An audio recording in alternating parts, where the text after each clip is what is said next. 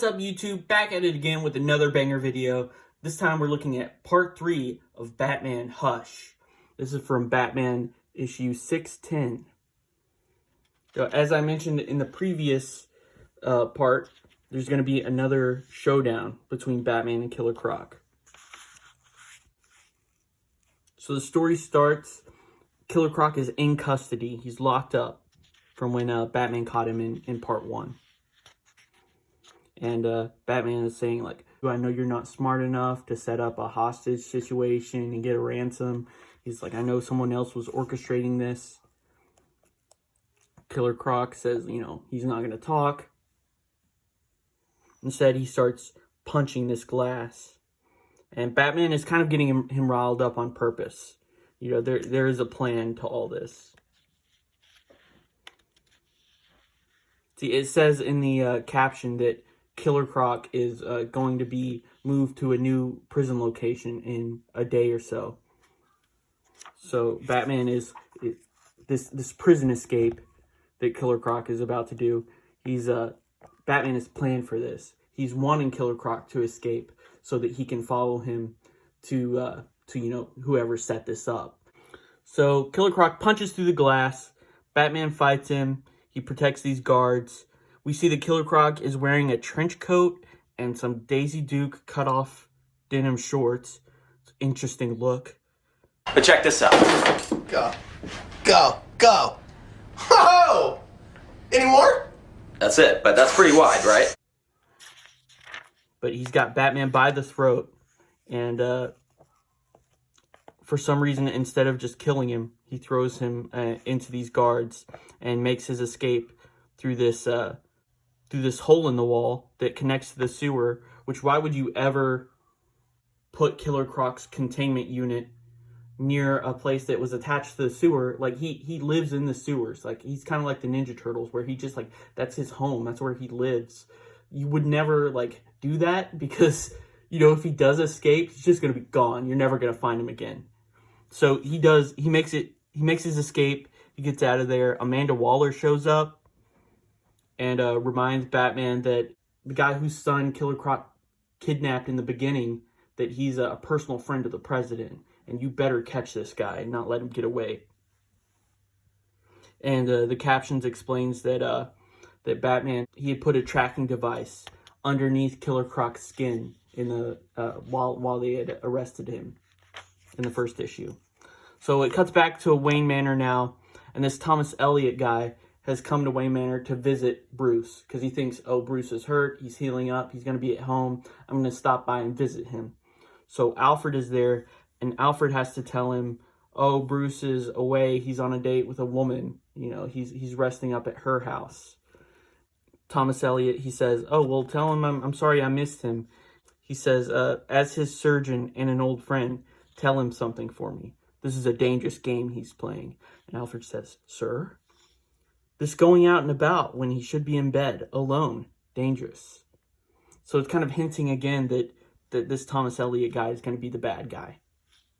Also, I just want to point out how young Alfred looks in this book. Like, he has the old man hairstyle, but his face is, like, very young looking. I don't know if maybe Jim Lee, like, can't draw old people or something. I don't know. Because you would think he would have to be at least 60 years old at this point. We have another of this flashback sequences where Thomas Elliot, he comes to visit Bruce, and this is back in their childhood, and his parents were in a car accident. And he comes to find Bruce, and Bruce's dad, you know, the surgeon, Thomas Wayne, he's the one that's doing the surgery or trying to save the lives of Thomas Elliot's parents. And it shows them at the hospital, the same hospital that Bruce was just at in the last issue. And we see that Bruce Wayne he's promising Thomas that his parents are going to be okay. He's like, my dad is going to save your parents. And they shake hands. You see that right there? See Thomas's right hand, Bruce's right hand. And it cuts to the next page. When they let go of their handshake, it's Thomas's right hand, Bruce's left hand. So, little mistake, Jim Lee. Not paying attention to how people shake hands. But, it's Thomas Wayne. He comes out and he's like, sorry, I saved your mom, but your dad was too far gone.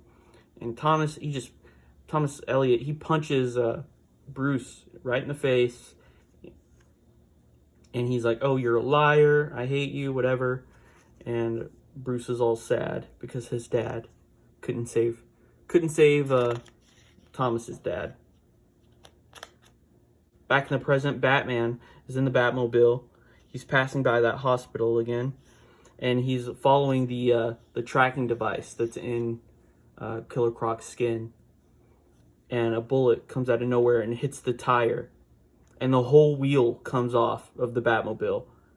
I'm not sure how that happens. How you get shot in the side of the tire, and the entire wheel comes off. That doesn't make sense. Where are the lug nuts? How is it being held on there? Oh well. It's just a comic. I read, you could tell I read way too far into things and really think about the logic of how it's working. Which I think as a creator you should do. You should be really thinking about your stories. Instead, this seems like they haven't thought it through. And the Batmobile goes off the road, flips a couple times. Batman punches out a window, and he's like, oh, those tires, those are the same tires that armored cars use or armored trucks. No regular bullet should be able to penetrate that tire. So I know this person must have gone through a lot of trouble to find a weapon that could, hurt my car like that. But he's still going after Killer Croc. He has that tracker on him, so he's just following him on foot now. Killer Croc, he goes up to this greenhouse that's on top of this building in Gotham City, and he sees Catwoman in there. This is a cool drawing, very menacing. He says, "I want my money," and he knows that Catwoman is the one who robbed that bag of money from him, or the case of money, and he's about to kill her. Because she says, oh, I was being mind controlled. I don't know who has the money. So he's like, okay, so there's no reason to keep you alive anymore. So he's going to eat her. And Batman shows up, saves Catwoman. He ties up Killer Croc. There's another good shot of the booty shorts.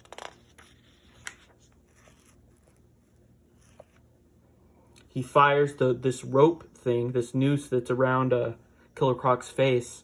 He fires it into a wall. And it pulls Killer Croc into the wall. And he asks Killer Croc, what did you need the money for? And he's like, oh, I'm undergoing this, mutation. It's turning me into more of a crocodile. And I need that money so that they can do research and try and find a cure for me. And then right as you think, he's about to, let Batman help him, there's these helicopters Amanda Waller has sent after Batman. And Killer Croc is like, oh, you were working with Amanda Waller. You were just trying to set me up to get captured again. And he dives after one of the helicopters. And they shoot him with a net. And it's electrified. And they net him up and they carry him off again. So this plan of using Killer Croc to find the bad guy, it didn't really work. But again, we see this strange shadowy figure is watching Batman. He's watching from the shadows. And we see he's standing next to this sign again, the Robin sign that I pointed out in an earlier issue. There it is again. And this is to throw you off track, to make you think, oh, it's going to be Robin then. It's going to be a grown-up version of Robin. And he's going to be evil and tracking Batman. So they're trying to throw you off the trail of maybe it's Thomas Elliot, maybe it's Robin. They're going to do that more as the issues go on. Try and give you a red herring. Batman, he watches them fly away. Catwoman is there. Shows up and is like, oh, thank you for saving me. And gives him a smooch. And that's the end of the issue. They make out on the rooftop. Batman has failed his mission, but at least he gets to make out with Catwoman. Join us next time for for part 4 of Batman Hush. We're going to continue this mystery and try and figure out who the shadowy figure is. Thanks for watching. I'll see you next time. Bye.